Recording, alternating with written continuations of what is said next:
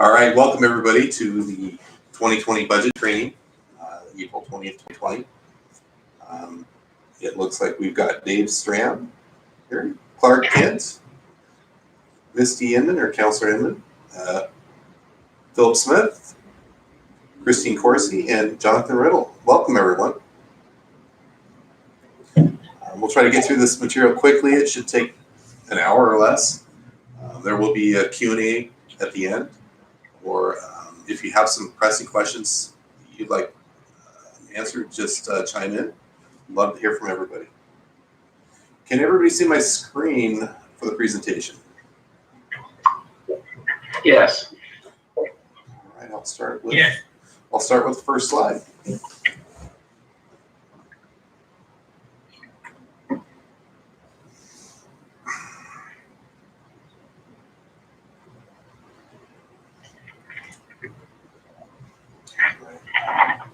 Bear with me, I've got some technical difficulties going on here. All right, local budget law. So local budget law is defined in the ORS as the Oregon Revised Statutes. That's the Oregon laws. ORS 294-305 to 294-565 outline the sections constituting local budget law. And I'll give you some links at the end of the presentation. You can go out and read the laws. It is good reading material if you need to take a nap. It will put you to sleep.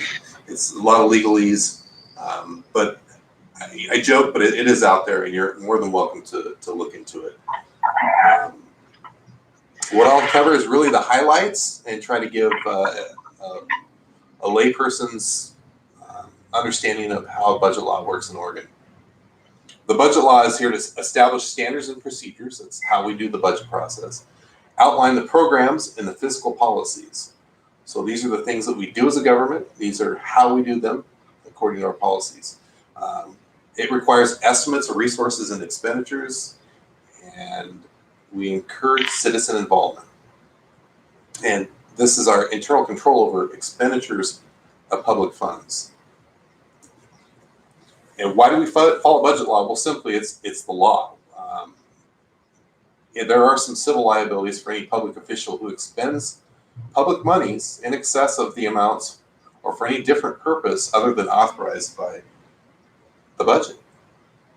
And you can be subject to the district attorney's lawsuit within the taxing district, and also any taxpayer of the district if the expenditures constitute malfeasance in office or willful or wanton neglect of duty. So that's pretty good reason to follow the budget process.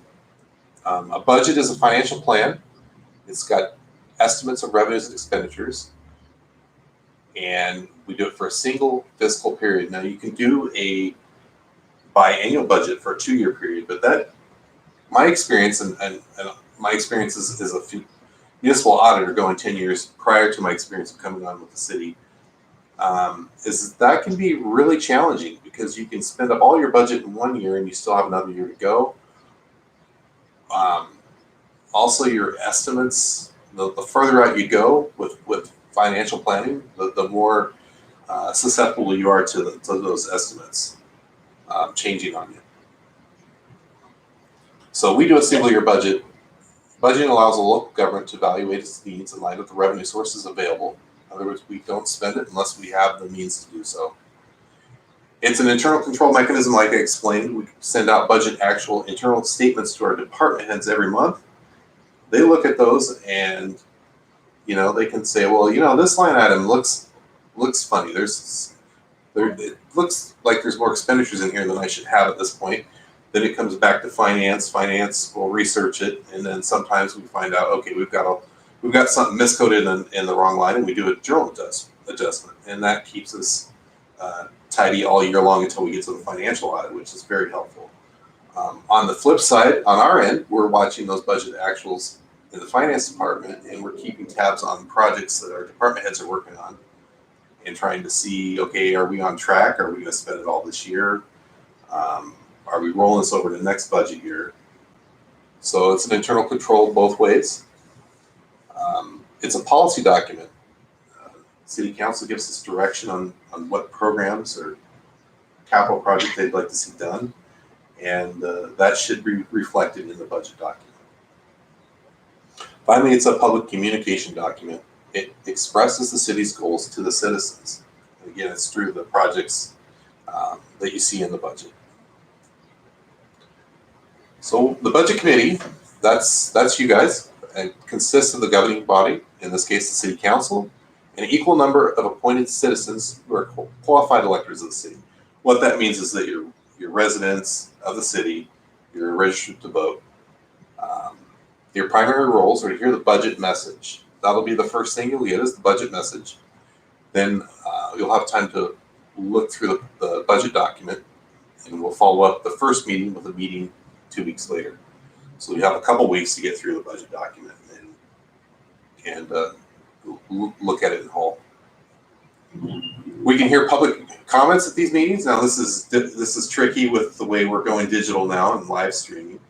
However, we do give citizens contact information to contact our city recorder and send in written comments, and or we can make an arrangement for them to call in during our meetings.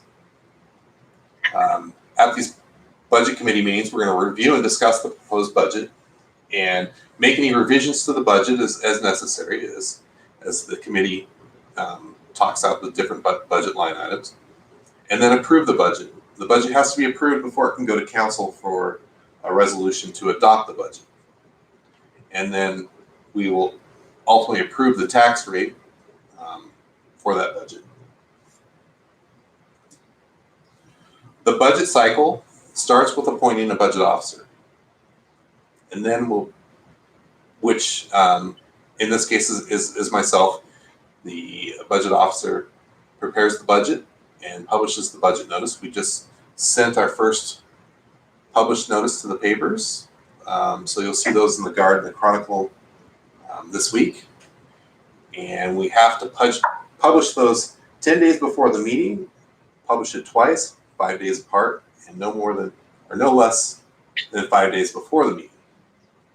So there's 2 publications, you'll see them in the paper. And that means we're a couple weeks out from actually having our first budget meeting. That's pretty exciting. Again, the committee approves the budget. A quorum is required, and I was looking at the governor's latest executive order 2016. That quorum now is defined as the majority of the people who are healthy and not affected by the COVID-19. So an example would be if, say, of the 14 members of the budget committee, 7 of them are out with COVID-19 and can't attend, we can still have a budget meeting with 4 of the 7 remaining healthy members of the budget committee. That is a sigh of relief. Better yet, let's have all 14 people healthy during the budget meeting process. That's my hope. Sure, everybody else's. The other portion of that executive order does allow for live streaming now of the meetings, give people the ability to do this from home, also keep people safe. So, but the budget summary and notice of budget hearing is published. Now that will be published for the second meeting, the second budget committee meeting. There will be a budget hearing held at that second budget committee meeting, and at the adoption of the budget. The budget will be adopted, appropriations made, a tax levy declared, categorized, and the budget has to be filed and levy certified with the county assessor's office. Wow. Everybody still with me? Any questions about all the legal parts of the budget process? Yeah, Not yet. I imagine that you'll go into this in a little bit, but if it doesn't get approved at that second meeting, I remember that from last year, but just what happens. So We still have time to have a third meeting, so we would notice it again with the papers and have that third meeting if it takes a third meeting to get an approved budget, and then we would still have time to get it to the June city council meeting for the council to adopt the budget. thank you. Another point on that is that once it's been approved by the budget committee and it goes to the council can't adjust the budget more than 10% without it having to go all the way back to the budget committee and doing another publication meeting and then going back to the council. So you can see that once the budget's been approved by the budget committee, there's generally not a lot of changes because it is a lot of additional steps to get it done otherwise. Good question. Jim, Yes. did you say the budget, did you say that the council can change the budget more than 10%? No, if they change it more than 10%, then it has to go back to the budget committee again for approval. So they can change it less than 10% in any category? Correct. Thanks, Dave. All right, so the budget. The budget is a bunch of funds, and I'll go over how that's structured. Each of the funds have to be balanced, so all resources and all requirements must be in the budget, and the estimates must be made in good faith. And different kinds of governmental activities require use of various types of funds. You can think of a fund as like a bucket of resources and expenditures. And I'll get into the different types of funds in the next slides. So there's the general fund. Everyone has a general, every municipality has a general fund. These are the funds that aren't required to be categorized as special revenue or an enterprise fund or capital improvements fund or a debt service fund. I'll get into those funds later, but the general fund has more than one activity generally in it. So ours is broken down into general administration. That's the finance department, the city manager's office, the city recorder. These are the administrative functions of the city. And then we have culture and recreation, which is the parks and rec, and this includes our buildings like the community center, the Coldwell Activity Center. Public safety, you think mostly law enforcement there. So that is our contract with the Sheriff's Office, Lake County Sheriff's Office, that provides the sheriffs the equipment they use, the vehicles, dispatch. And then the other public safety elements are our court. So we have a municipal court. So we have the judges and court clerks that also are funded in that category, in that activity. And then finally, planning and land use. That's our city planner and everything planning, everything from land use decisions to long range plannings, like our strategic plan that was done a few years back. Special revenue funds are used to account for revenues derived from specific taxes. So the biggest example is our state tax street fund. Our highway use funds that come in from the state for state gas tax and vehicle registration, that has to be spent on streets. So we can't bring it into the general fund and fund the Parks and Rec department. We can't send those funds to the water department to put in new water lines. Those are strictly used for street projects only. That being said, 1% of those funds have to be spent on bicycle footpaths. So there's another fund that's created. There's a transfer from the street fund to the bicycle footpath fund to do those projects.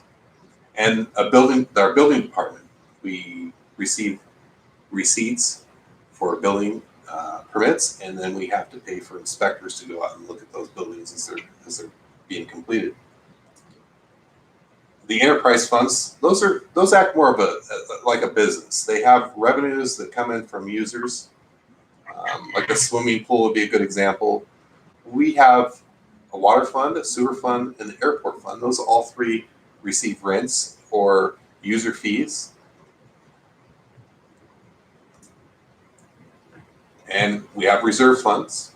We have a capital reserve fund that is for basically for City Hall.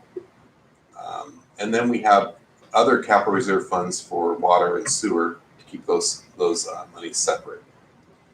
And then debt service funds would be any specific fund reserved for paying back debt.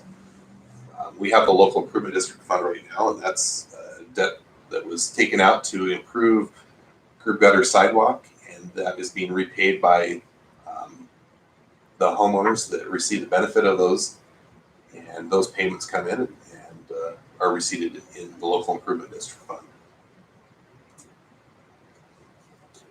And we talked about the capital projects funds, water, sewer, and we have a streets capital project improvement fund as well.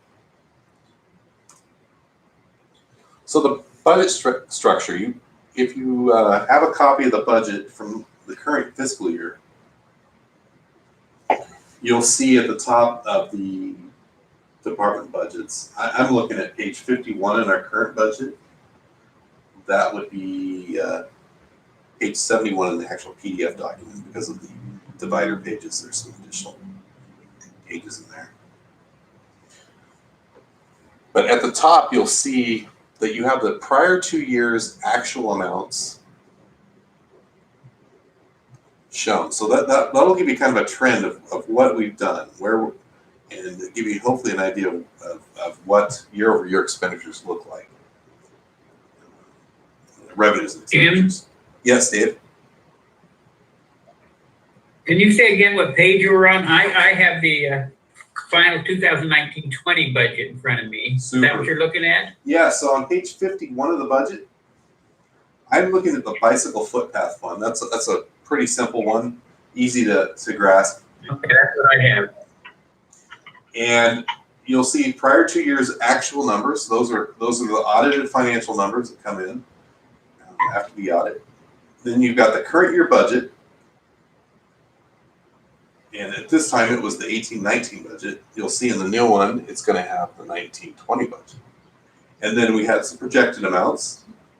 We look at what's coming in through April. And if it's monthly reoccurring, it's pretty easy to project out. Otherwise, it can be a little bit challenging. I have to check back and forth with our department heads to see how things are going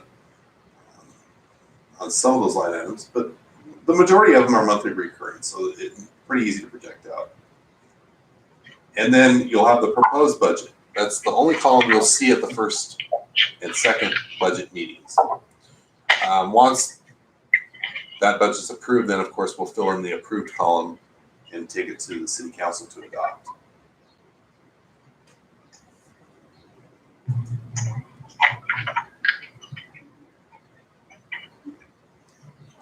Get back out to the presentation. Okay, so revenues should be reflected by category. So there's specific revenue line items that we have to know. We have to show program revenues separately from interest revenues, for example. And then transfers will be at the bottom. And then expenditures are categorized with the exception of the general fund. General fund expenditures are categorized by activity, because to show the general fund personal services and materials and services, combining all those activities reflects a pretty big number. The comment we got back from the state a few years back was to start categorizing the general fund by activity. But as you go into the other funds, those will be categorized by personal services, material services, capital outlay, debt services, transfers, contingency, and any fund balance. Personal services, these are salary and wages and benefits. So this is the people side of the budget. Then materials and services, this is utilities, could be some contractual services. We do contractual services for like our engineer of record, our city attorney is through contractual services. Debt services are broken out separately, which is good. You can see the payments that we're making on water and sewer debt annually, and then transfers to and from funds. Operating contingencies are a requirement. You will see more of that in the budget when we present the budget at the budget meeting. On this next slide, this is an old budget from 2015-16, but I circled the top of each of these columns or of each of these categories so you can see what the budget line item is. And then we show every account in that category. Some municipalities do not. They just show you the total for materials and services, for example. And that is the legal appropriations level, but it doesn't give much transparency to the user of the budget document. I prefer the method of showing all the accounts. There's everything there. And then within each account, it's, again, a best estimate. Some may come in over, some may be under budget, but we are held legally, we were legally restricted to the total of the materials and services, personal services, capital outlay, transfers, and contingency. So this is the bicycle footpath on the next slide. And again, revenues and expenditures must balance. If it's not balanced, then we don't have a budget. So keep an eye out for that when you're reviewing the budget document. So fiscal year 2021, we'll go through the budget process. This is what we're going to do here at City of Creswell. Monday, May 4th, we'll have the presentation of the budget message. This is essentially an overview of the entire budget, what's going on with the budget, what makes it different this year. We'll talk a little bit about current and future economic conditions. And then, again, you'll have that 2-week period from May 4th to May 18th to really go through the budget. And I would encourage anybody who has questions to email me in that time period so that we can go through the budget together. Again, we show every line item on the budget, but within those line items, there's a lot of detail in the general ledger. So I'm more than willing to, pull up the general ledger and let's take a look at what's in those individual line items. After the 2 weeks between May 4th and May 18th, we'll have a public hearing and the budget committee will deliberate the budget.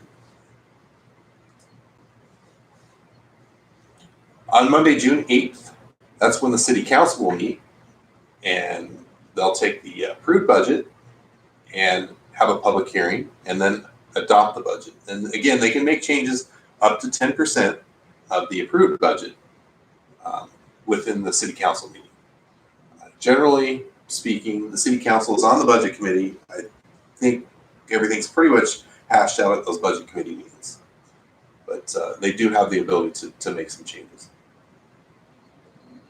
After the hearing, then we have to make the categorize each tax and get it to Lake County Assessor's Office to start receiving property taxes in the next fiscal year. That's on the next slide. July 15th, we have to submit 2 copies of the resolution adopting the budget and to the county assessor. We also send a copy of the budget to Department of Administrative Services so that we can receive our state shared revenues.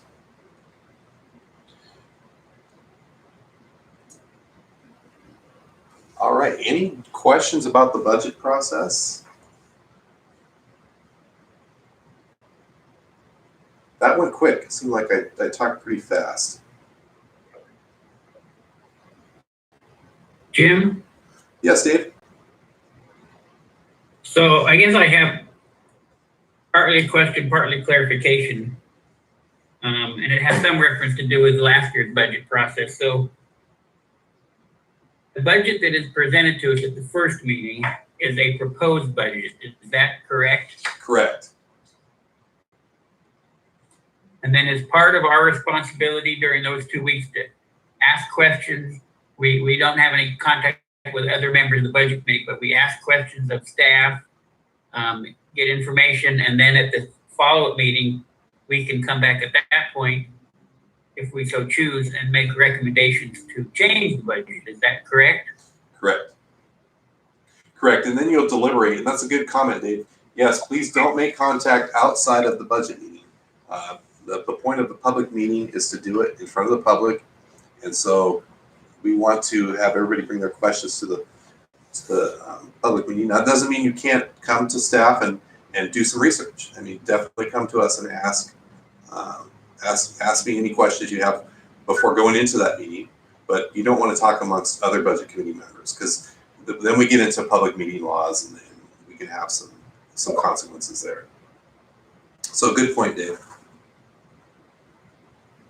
So then in that deliberation process on the 18th, then if we have proposals for changes to the budget, we make those, present our rationale, discuss, debate, and then the budget committee decides on what the actual recommended budget is. Is that also correct? Yes, Dave, that sounds correct. Okay, and those meetings are both 6:30 p.m., right? I have them scheduled for 6 and 6:15 this year, on Mondays. 6 and 6:15. Yeah, roughly. We have to. So that's another point I just forgot to bring up. We do have an urban renewal agency. It is in its infancy, so essentially the budget will be really small. It'll be a one-page budget. And we have to go through the process for the urban renewal agency, and then close that meeting, and then we'll go into the city's budget meeting.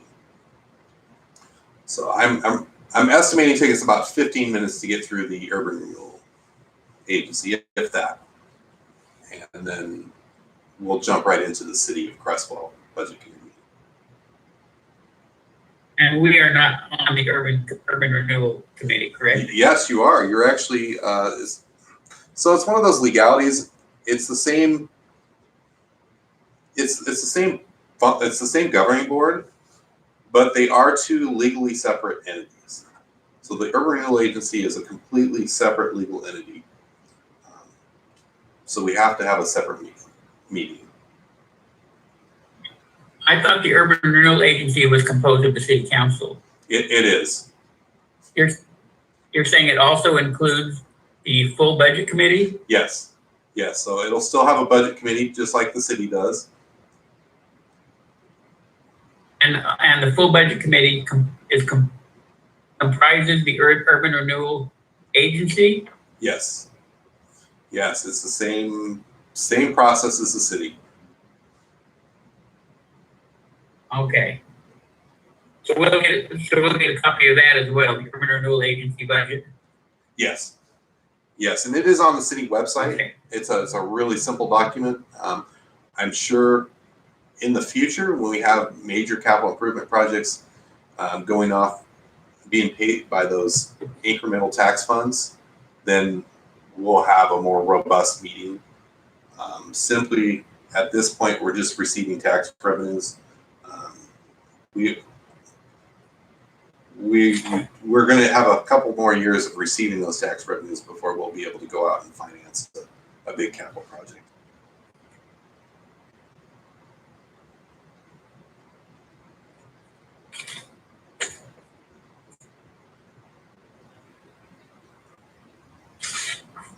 All right. So Clark, are you still there? Still here. All right, this is your second year on the budget committee. What are your thoughts? Do you have any comments for anybody who's new to the budget? Well, it's a fascinating process, and I loved it. I thought it was great. I had the benefit last year. I was able to meet everybody in person, which was really nice. This is going to be a little interesting this year. Indeed. I found this today's review of it. This being my second time around, my second training. I found it still helpful. That in fact, next year I'll do the same thing. I'll still attend the training just as a review. Sure. And I, Dave, really appreciated your question too. I didn't realize that about the Urban Renewal Committee. I vaguely remember that happening last year, which may be a confabulated memory. But I remember one meeting we had like a 10 or 15 minute meeting at the beginning, and then we had the real meaty meeting, so to speak. Very good. Councilor Inman, this is not your first time through this process. Did you have any comments or anything you want to share? Well, I think I just agree. This is, I think, the second training I've done, and it's a good refresher, a reminder. I did have one question, though, since this is going to be online. Are we going to get the budget via email then, electronically? Sure, I will push it out electronically to everyone, and I'll also get it on our city website. Perfect, perfect. Okay, thank you. All right, Philip, any questions? No questions right now. No, I'm looking forward to seeing how this process kind of happens going forward. Yeah, it is definitely a different animal from like the for-profit world. Government is, I don't know how I got thrown into this, but I do know, the first day I started with an audit firm, they said, you're doing government work. And that's pretty much how it started. We did in college, we did like 2 weeks of governmental accounting. And it is so different. As you see, that fund structure, how we categorize expenses. Budget law definitely kind of constrains us to, this is what you're doing and this is what you have to do it with, and get it done. That being said, you should go through the budget laws. There are some things like, how do we change the budget after it's been adopted? That might be a question of yours. Maybe because things change throughout the fiscal year. An opportunity might come to Creswell and we didn't have it budgeted. Say, for example, we got a grant and we want to spend the grant funds. We can accept the revenues without having a budget meeting. But if those revenues come in and we want to spend them, then now we've got to look at the expenditure side. If it's more than 10% of what we have budgeted already, then we're calling the budget committee back to have another budget committee meeting. If it's less than 10%, the city council can do a resolution just to adjust the budget for that line item. With large grants, it can be a full-on budget committee being called back.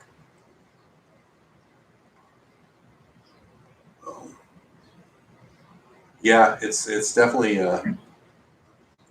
different than for-profit world,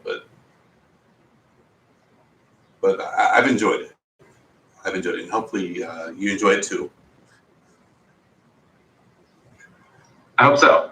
I do have one question, just kind of looking at this budget. Whose choice was it to make the budget as transparent as it is? You mentioned that other municipalities might not break everything out. They might just have personal services and then not list all the different pieces of that. Yeah, when I came on, it was the city manager. So the city manager is the budget officer unless they appoint somebody. And so I really came in with a great city manager who had an idea of how to structure the budget.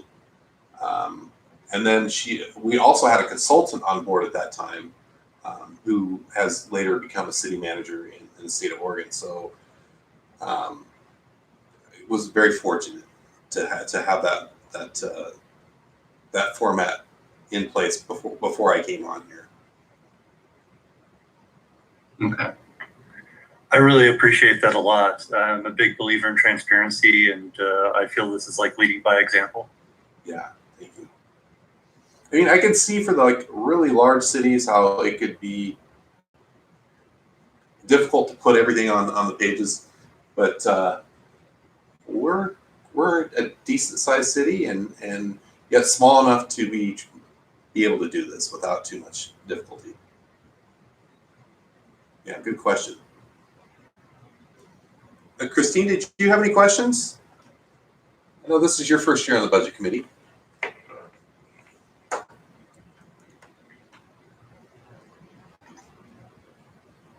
There, you were muted. I took you off mute. There we go. Oh, there you go. So I am the baby of the group for-profit world, and as we know the current economic climate, I do work now for a restaurant system that is the end of the Paycheck Protection Program funds.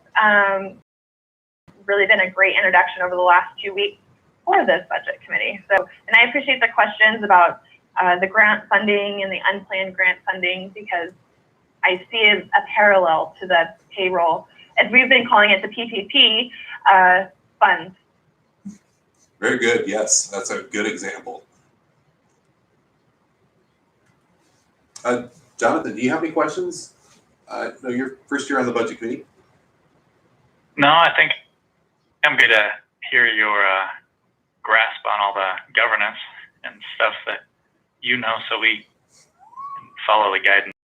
Eager to dive in and see more.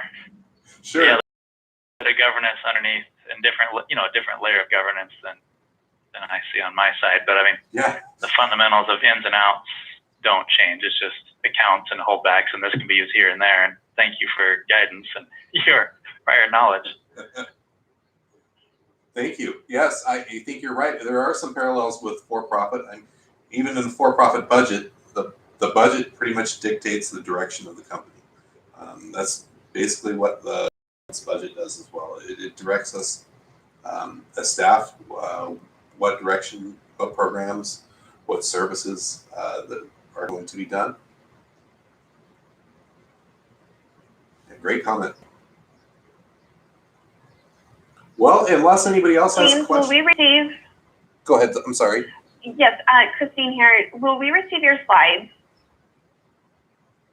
I sent them out via email. But Oh, okay, perfect. I'll look for them. Okay. All right. If for some reason they got lost in the internet, then just send me an email and I'll send them again. Thank you.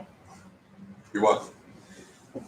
All right. Unless anybody has any more questions, I'll call this meeting to an end. Look forward to seeing you all on May 4th. Thanks, Jim. Everybody. Thank you very much. Thank you. You're welcome. Stay safe. Thank you. You're welcome, Counselor.